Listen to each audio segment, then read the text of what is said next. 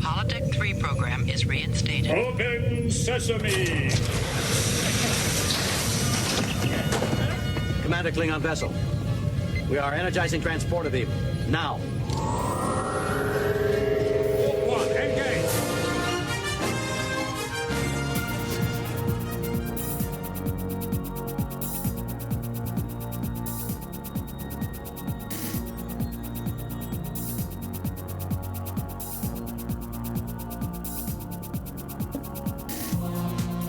Welcome. This is From the Holodeck. If you're new to our podcast, you can find all of our shows, past, present, and in the future, wherever you listen to podcasts, just search From the Holodeck. All right, so this is the Starfleet Academy Edition. We plan to discuss and break down the entire first season of Starfleet Academy. Today, we begin with a discussion of the premiere episode titled Kids These Days. It's been said that a lot is riding on this series, and I would agree. Yeah. Particularly given the changes in attitude around current production trends over at Paramount Skydance. Streaming is no longer viewed as the end-all it was once thought to be, while also contending with the very real fact that Star Trek is an aging IP. Starfleet Academy must be a success, or at the very least, not a failure. So hopefully that doesn't sound incredibly hyperbolic, but that is something that the Star Trek gods over at Paramount do have to consider. Have to be mindful about. This has to be a breakout success for it to be justified past its already greenlit second season. Now, I have had trepidations and concerns going into this series, many of which were not so much assuaged after watching the first episode, as they were partially muted. So my initial thoughts are this. It's fine. It's not stellar. It's not groundbreaking, but I'm reasonably intrigued. Superficially, it is what all Star Trek should strive to be. Aspirational, aspiring to be better, self-overcoming through struggle, and the idea that through the complicated aspects of our lives, we find ourselves, right? Yes. And potentially the greatness within each of us. So the episode places emphasis on the virtues of youth, the notion of thinking differently than previous generations, of viewing conditions and scenarios through fresh eyes, in ways that older generations, perhaps as creatures of comfort drawn to the familiar, often cannot. So the core idea here is that for better or worse, youth inherit what is left behind by the previous generation. And this is presented as a positive, which is an optimistic concept. It's anchored in the core Star Trek idealism, its liberal humanist message. So the bones, the framework are sound. Oh, yeah. But I don't feel like I've seen enough yet to say, yes, this series is a success. As I said, I had a lot of concerns going in. I wasn't very happy with what I saw in the trailer. It didn't really feel right. Now, many of those concerns, like I said, have not been assuaged, but they have been muted. David, initial thoughts. My initial thoughts on Strange New Worlds on Starfleet Academy are pretty much in line with yours. I was going in with a little trepidation about Starfleet Academy after the trailer, but I was very happy as I was watching that if you pay attention to the details, everything makes sense. So like the moving parts are there. there. The moving parts are there, and you have some, and you're right, you do have some strong bones for this show to rely on. I was going in thinking that I was going to hate every single one of the new characters. Mm-hmm. But I walked away after watching the first episode twice. I'm like, okay, these characters are not entirely fleshed out, but I am, as you put it, intrigued with them. I'm actually even in a better spot when I think about it with the main, who is Caleb. Caleb is our main character. And I'm in a better spot than him after one episode With the him, premiere, yeah. with him. Yeah. Than I was with Burnham. Yeah. But you know, Burnham in the first episode was like, oof. Well, that was just rough. That was hard to swallow for a lot of Star Trek fans. Yes, that was very hard to swallow. Because of the whole mutiny thing. But with Caleb, okay, I get it. I know your story. I can understand you as a character. And the best thing by far that I think in the first episode that I saw was if you pair up Caleb with older characters will not just learn off of Caleb, Caleb will learn off of them. And even like during the scenes where Caleb's with I want to say Paul Giamatti's character, his character, how do you pronounce it? Nosbraka? Nosbraka. Braka is like the scenes with him and Braka were cool. Like I really felt that tension with Braka and Caleb and Aki. Okay. So you were pleasantly surprised. I was very surprised how I walked away from it. I said, you know what, this actually could work. So broadly, your thoughts seem very similar to mine. Like it's not, we went in thinking we're not going to like this, which very seldom we don't even do that. We don't like doing that. I don't like doing but that. we both have spoken on our show that it's the first trailer I ever saw of Star Trek in the Kurtzman era that just didn't intrigue me. I'm like, well, this is concerning. Yes. And after watching it, I was intrigued, which is a success in my opinion. In my opinion, like I said, the bones, the framework are sound. There's still a lot of work to be done, and I need to see a lot more before I say, yes, this is something I can definitively get behind. But I will say I'm far more intrigued after seeing 2 episodes than when I saw the initial trailer and that horrible, horrible fucking poster with the kids lying on their back smiling. CW. Like this is fucking Dawson's Creek. Yes. Yeah. It was, and I was like, that's what I was worried about, Mike. Nobody forgets their first crew. Yeah. Oh, please. Yes. No. Oh my God. Why'd you have to repeat that tagline? And it's like, no. Yeah. I'm very happy that poster does not. So far, the trailer and the poster does not reflect what the show actually is. I honestly think so far the PR person who came up with the trailer should be shot, and the poster should be brought into a room and shot in the head. Oh my God, David! Because all right, so let's get into this a little deeper. So, upon first watch, I had a very similar feeling as when I first watched Deep Space Nine.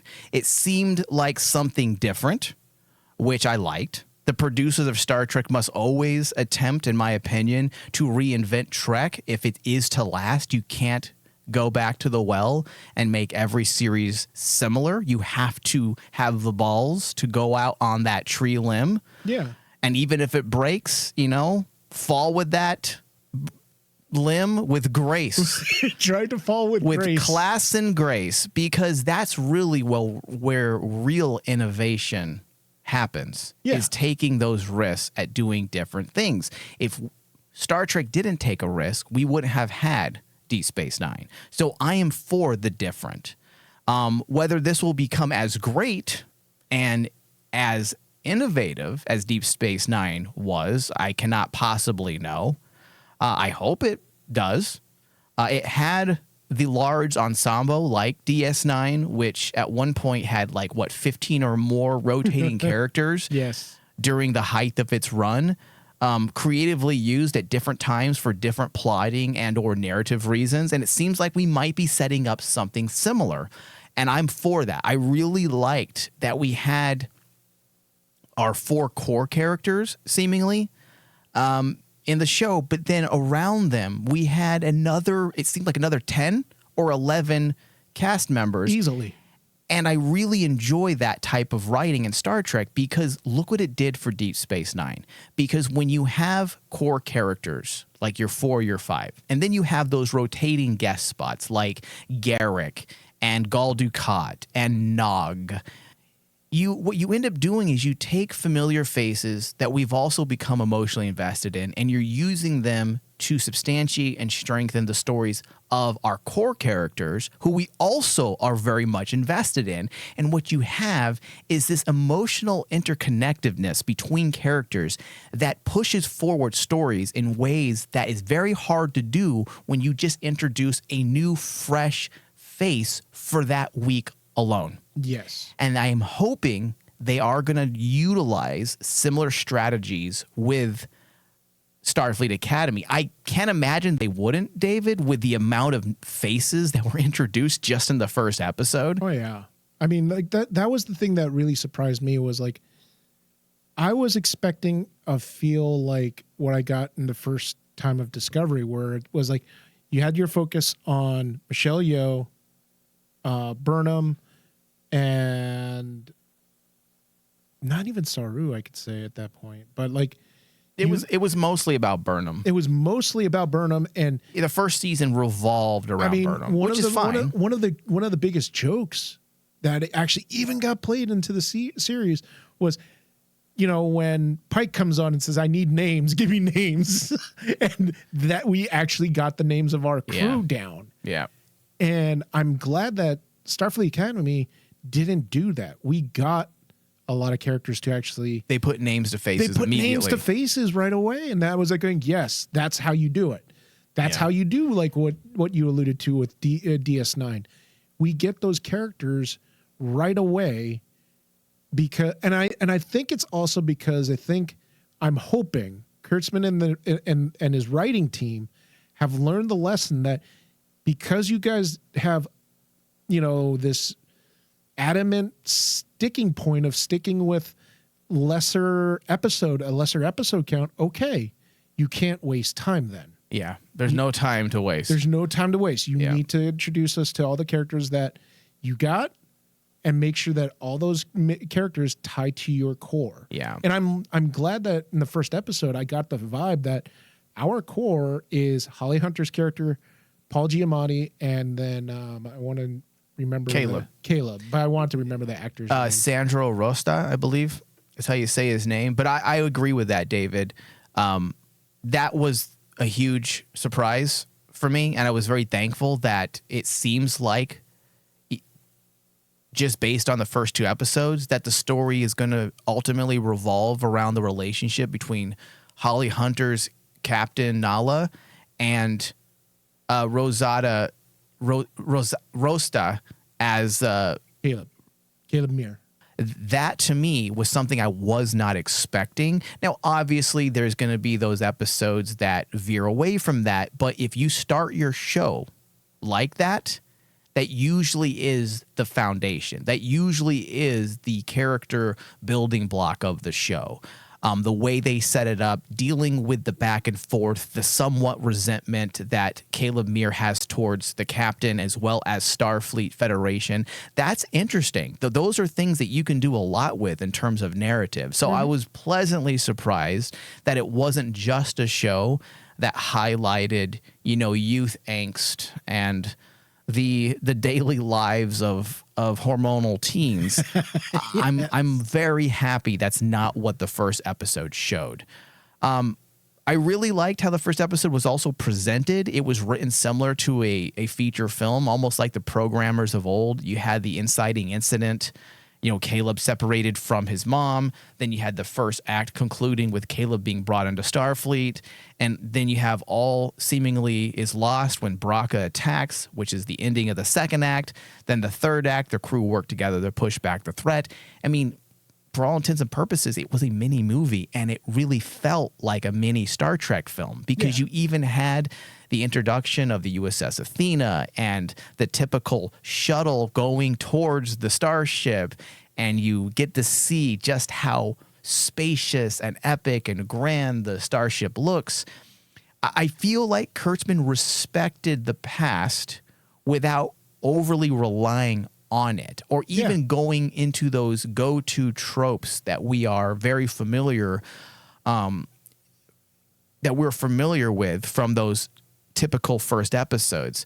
So I felt like it was Kurtzman exercising judgment, knowing how far he can push with certain things without it feeling too much like earlier forms of Star Trek, and making sure that this series starts off with its own unique signature. And in that regard, I do feel like this episode was, in fact, a success. It was basic, but it worked as a first episode. The levity seemed to aid and not disrupt the emotional stakes and narrative dilemmas. And you know, David, that I'm not a fan of comedy. Yeah. Like, I do like funny things, but I also feel like a lot of people think they're funny when they're writing, and you're not really that funny. No. And then the comedy just doesn't go over well. However, here, Dave, I felt like I was watching at times classic Star Trek movies where you have some of those comedic beats that work perfectly in tandem with the action and suspense. It brings down the stakes just a bit so we can remember to laugh and enjoy it, and then it brings it right back up.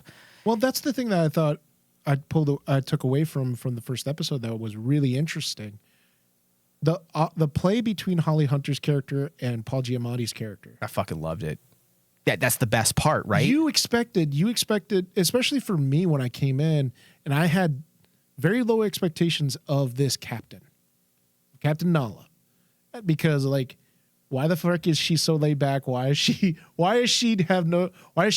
like draped on her captain's chair like that?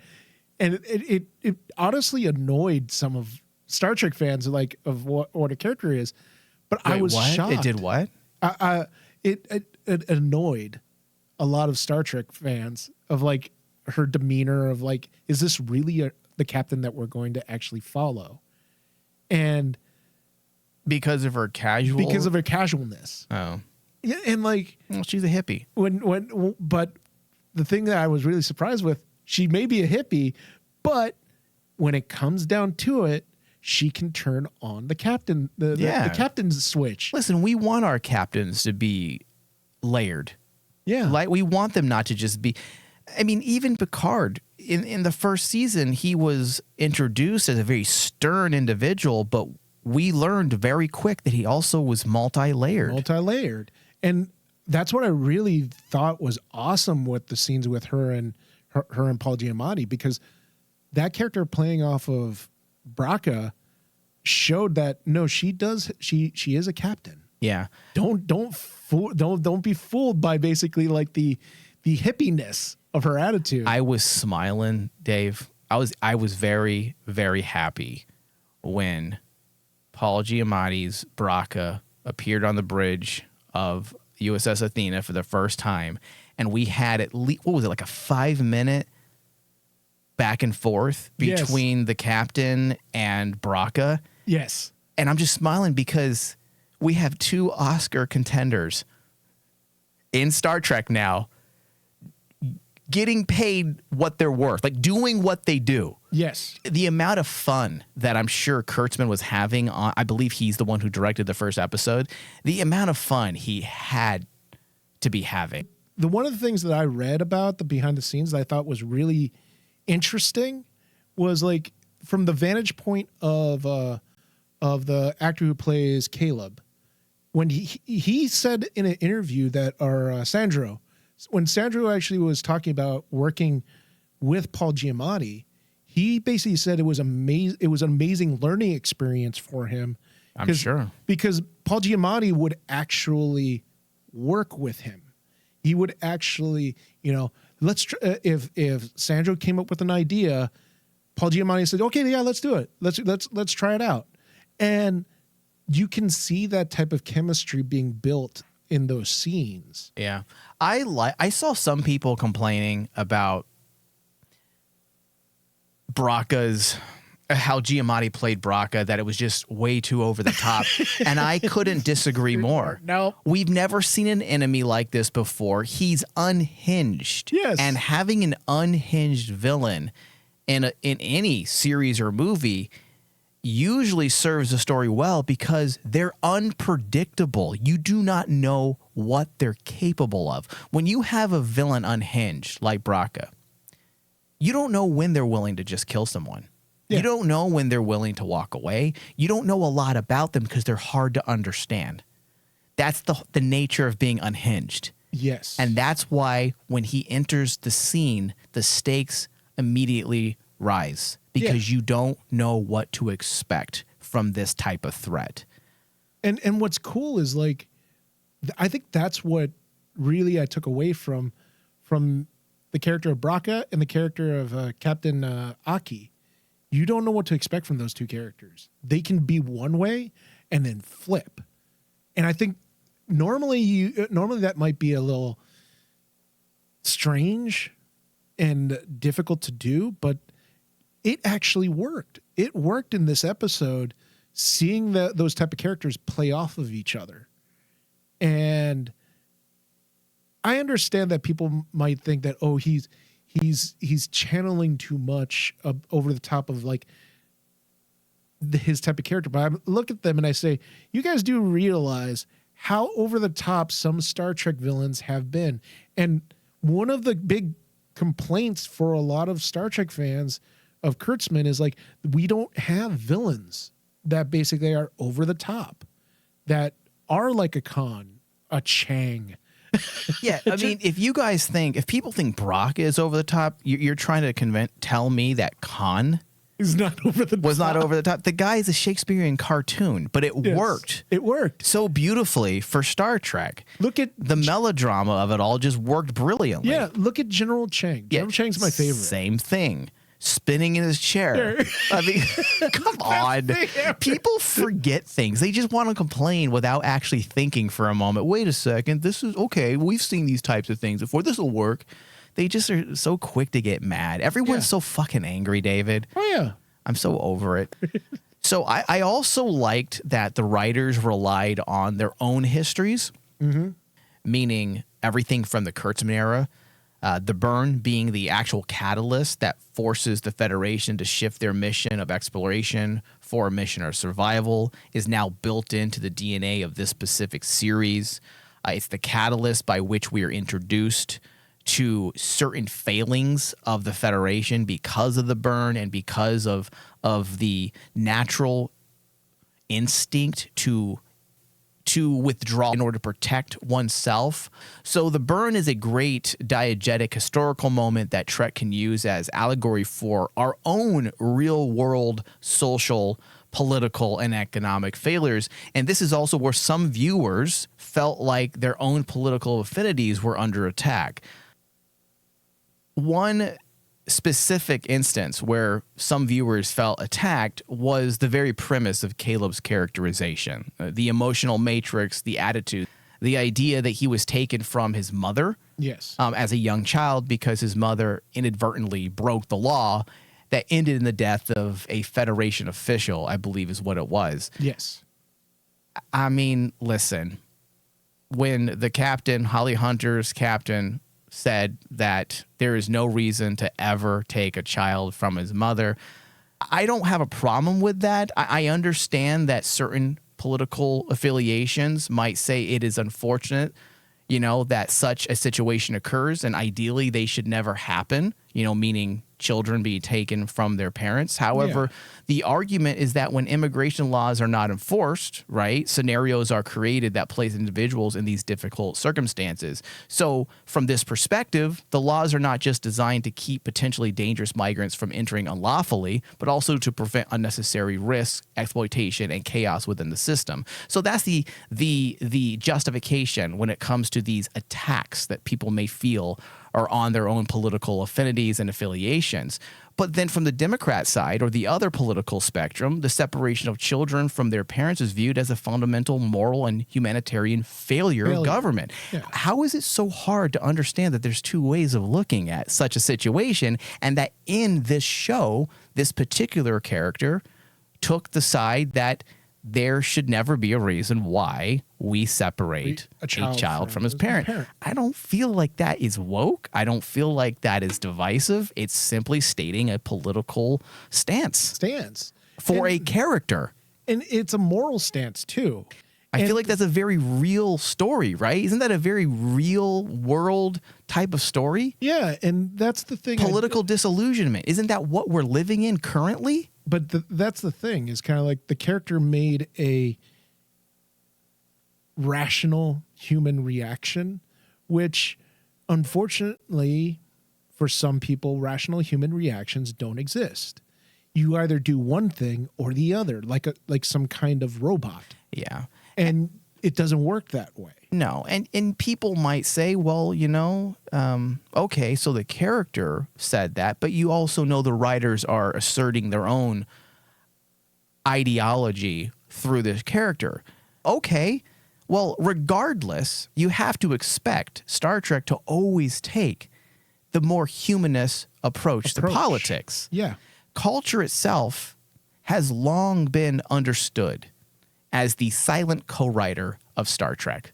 Social reality and its struggles have consistently been refracted through a liberal humanist lens. This is not new. This is Star Trek. Yeah. It's what the franchise has always been. The more substantive issue, in my opinion, as Trek continues across decades, because there are issues that can, in terms of political affiliation, when we're talking about the liberal spectrum at large, the bigger issue when you're dealing with this ongoing IP, and this is something you and I have talked about at length, David, is the growing tension between the failures of real-world liberal humanism and newer ideological formations associated with the contemporary left. And as these latter frameworks increasingly dominate progressive cultural messaging, like we see in today's social climate, liberal humanism, which was big in the 60s, that's why Roddenberry was a humanist, it risks being marginalized and displaced rather than developed in dialogue with them. So to me, that is the bigger issue here. Not that Holly Hunter's character was designed to express an ideological sentiment about what's happening today in the real world. It's whether or not that thought aligns with Star Trek's liberal agenda to begin with. Exactly. Which we don't know. We haven't seen enough. Now, if this show goes down the route of Marxist and socialist thought, then I would say, well, listen, guys, you failed, because Star Trek cannot be written through the lens of socialist and Marxist thought. That's not Star Trek. That's not Star Trek, because, I mean, there's a difference between socialism and liberalism. And I think that's the problem that I see a lot of people get confused with. Yes. That they think they bunch it all together. They bunch it all together like it's a freaking buffet of philosophy. Or like political ideology. Political ideology, where they can just pick and choose and say, this is everything. And you can't do that. Yeah. Because so many of those ideologies may seem similar, but they're all coming from different points of view. Yes. And David, this is where some of my fears are more fully illuminated, and I'll flesh them out here.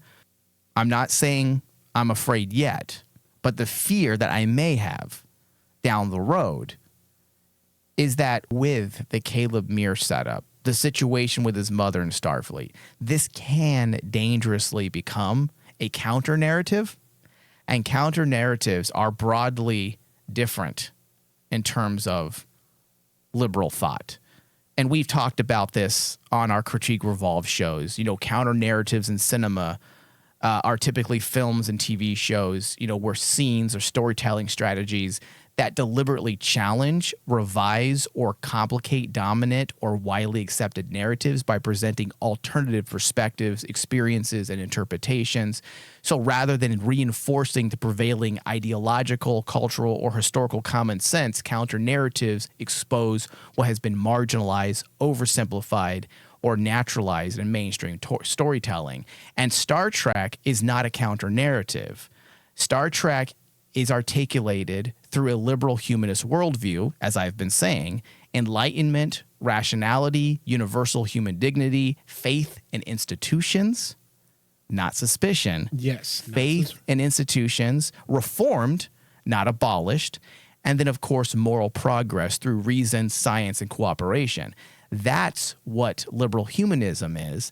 And counter-narratives are distinctly not Star Trek. And what they're setting up with Caleb And the fact that, and we'll talk about this more when we talk about the second episode, when he says that the Federation is his enemy, that ruffles my feathers. It does. I mean, even when his mother screams at him in the episode, "Don't trust the Federation." Yeah, that's a slippery slope. You have to be It's a very careful. slippery slope. Now, it was okay for me because, again, It's her perspective. it's her perspective as a character that just went through the burn. well, 100 years prior. But Yeah, 100 years prior. But like, they're living the effects. They're of the living burn. the effects of the burn. Yeah, I could understand a person screaming to her child, "Don't trust the Federation," because in their current situation, their lives suck Yeah. because of that one incident, and so it didn't ruffle my feathers. But that is the one thing we can't do with Star Trek, is say that everything we know about Starfleet is wrong. Yeah, well, exactly, because that that changes the entire Premise. utopian premise. There you go. And you have to be careful. You can't do that. And I know that it's seductive for writers to want to do that, to push back on government, specifically younger writers. They really want to push back on government institutions and normative narratives. But the thing is that if you're writing for Star Trek, you got to understand Star Trek is liberal, not radical. It's humanist, not materialist. It's institutionalist, not abolitionist. It critiques racism, nationalism, authoritarianism, and militarism, but it rarely critiques the legitimacy of centralized authority. Yeah. Now, there are moments when Star Trek can bleed into those counter-narrative arenas. Discovery did it quite well by just utilizing the mirror universe. DS9. DS9 used did it by bringing in the Dominion, by bringing in the or I should say, fleshing out the story between Bajor and the occupation of Bajor via Cardassia. So there are ways to creatively do it, but you have to be very careful about making the Federation and Starfleet being the villain or seemingly this institution that is beyond repair and that you are suspicious of it. You have to be careful. You now, have to be careful. If they're trying to build trust between the institution and Caleb, between Federation, Starfleet, and Caleb, if that's the point, which they did use the word trust several times, and by the end of the season, we get to a point of understanding between the two, right? Between Caleb and Starfleet, then we'll be in good waters. But we have to be careful about these critiques. I mean, I think most humans can agree that the child unduly suffers. Yes. That's not what we're debating, right? We understand that that's not ideal for the child, and we can understand his perspective.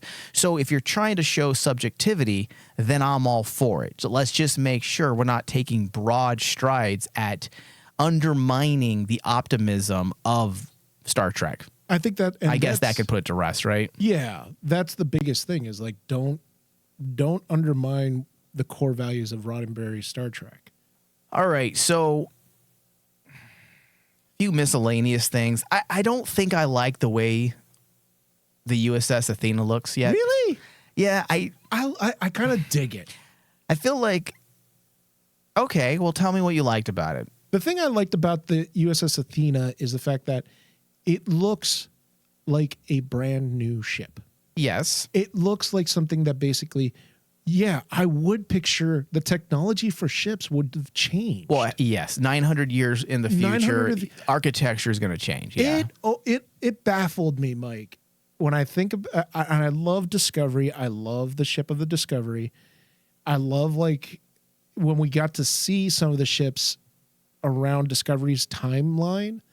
Yeah, they look great. You're talking about the future Discovery? The future Discovery. Yeah. Well, they had futuristic vessels. They had futuristic vessels. And that's why I was like looking at, after I saw that, I'm like going, okay, if you're going to introduce a brand new ship, give me something that's unique.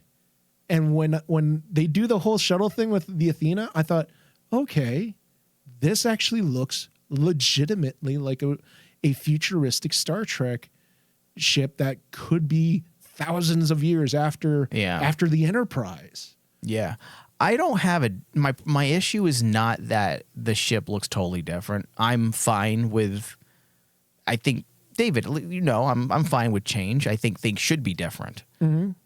I just wasn't sold on the, I guess they were like wings. Yes. For nacelles. The nacelles, yeah. Yeah. It's a very... I don't know how I feel about that. Maybe it'll grow on me. We'll see. Laura Thok, daughter of Amarit from the Klingon house of Dak Hattis, and the Jem'Hadar lineage of Ka Bah.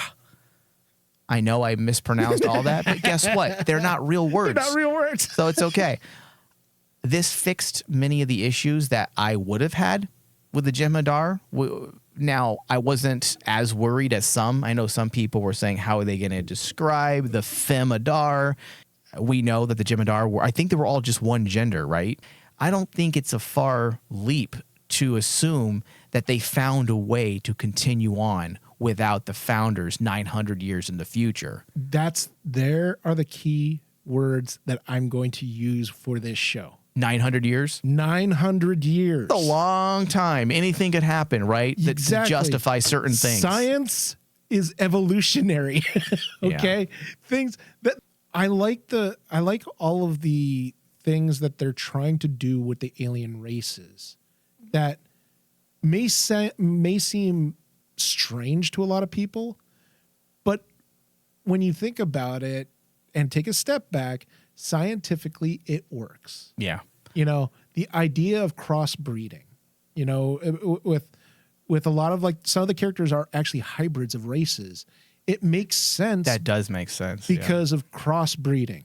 It happens in the real world. And why does crossbreeding sound so wrong?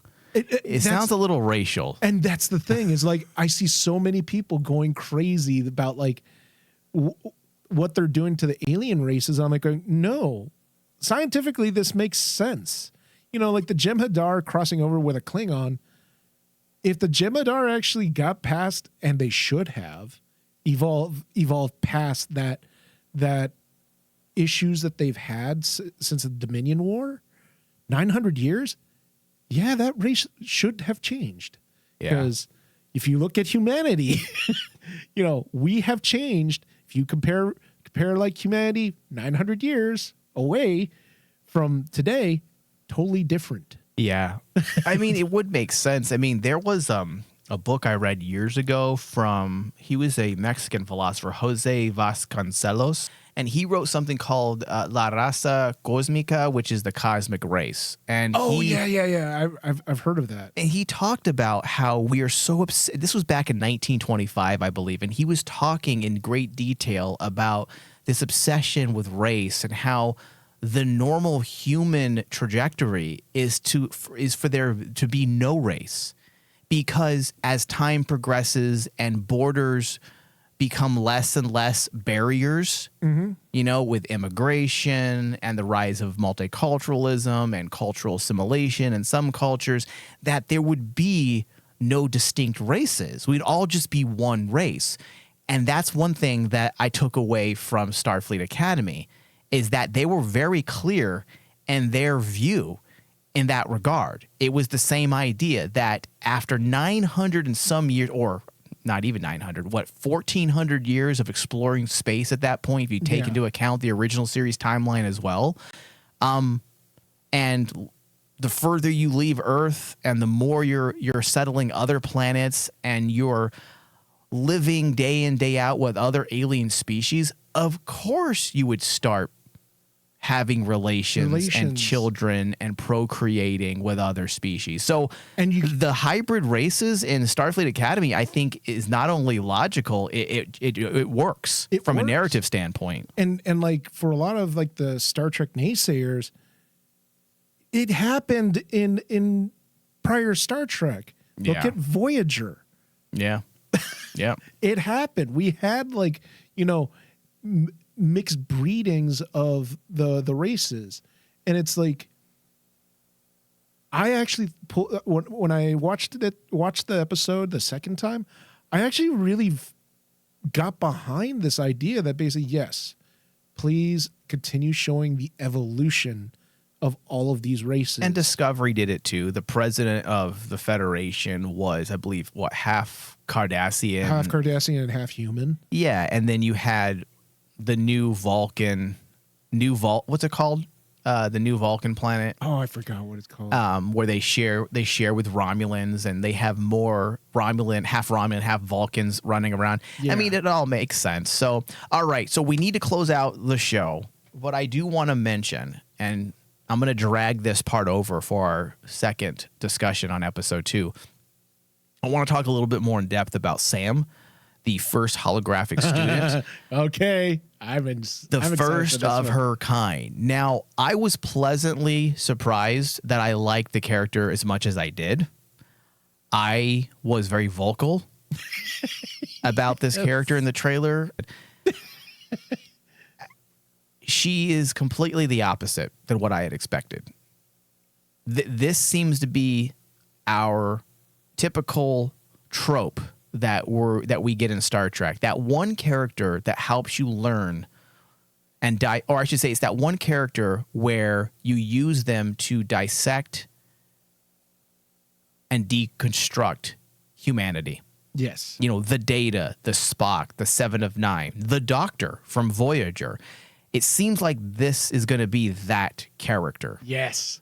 And that's why I was pleasantly surprised, because not only is it intriguing in terms of narrative, strategy, and what they can do for the ongoing Star Trek stories, but she was also, I want to say, one of my favorite characters, because she was charming, she was funny, she was interesting, and also a new species. And we'll talk about this more in depth in our next episode. But just as a preview, a character like this, if you're not careful, can very quickly undermine decades of philosophical discourse about sentience and consciousness as they relate to artificial life. So they have to be careful. It's going to be a tight rope for them to walk, but I'm sure if it's well thought out, they'll be able to do it. We'll get into that more during our next discussion. In fact, I believe we'll start the second episode with that point of discussion. So I was going back and forth. We only have a few minutes, David, left, but I've been going back and forth during our Star Trek hiatus coverage on whether or not we should continue doing scores. And the reason why is because we don't really review anyways. We just discuss. But then when I have always floated that idea, fans, or I should say our listeners, quickly take umbrage. They're like, no, do not give up the scores. So what do you think we should do, David? Should we continue with the scores, or should we move away from divisiveness and just stick to banter? I think, here's the thing. I have flip-flop between this two since our hiatus, because scores to me just bring up such divisive nature in people that it just basically makes me not want to talk to people. Well, because now the only reason why I may want to keep our score is oftentimes people will listen to a review or a discussion that we did on a movie, and people will then be surprised when we give it like a 40% or 50%. Yes. Like, well, you just spent an hour talking about what it does. I'm like, yes, we're talking about what it does. We're not talking about values. We're not evaluating it. We're not giving it a pass, fail, pass grade. Yeah. We're discussing it. And just because we can discuss what it does doesn't mean it did it right. Exactly. So maybe that might confuse people if we don't. Maybe they want to know how we actually feel because we just discussed. Perhaps people won't get the true thoughts on how we felt about how the episode was in terms of quality. Yeah. So, but I do think that now, as I said, I flip-flopped on this. I do think that basically just us doing the scores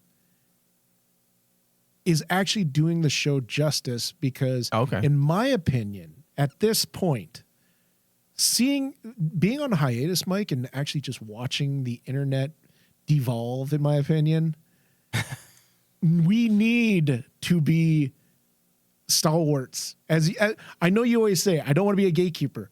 Now I want to be a gatekeeper. I do. Because Do you see a gatekeeper? a gatekeeper, well, but I think we have to do the scores because it gets those trolls angry and hard at us because we're actually doing what they should be doing. Okay, so I'll keep it simple then. I will give this episode a 72%. Dave? My score for this is a 78. I gave it a 78%. Okay. All right. On that note, we're going to close out. We'll be back with our second episode discussion shortly.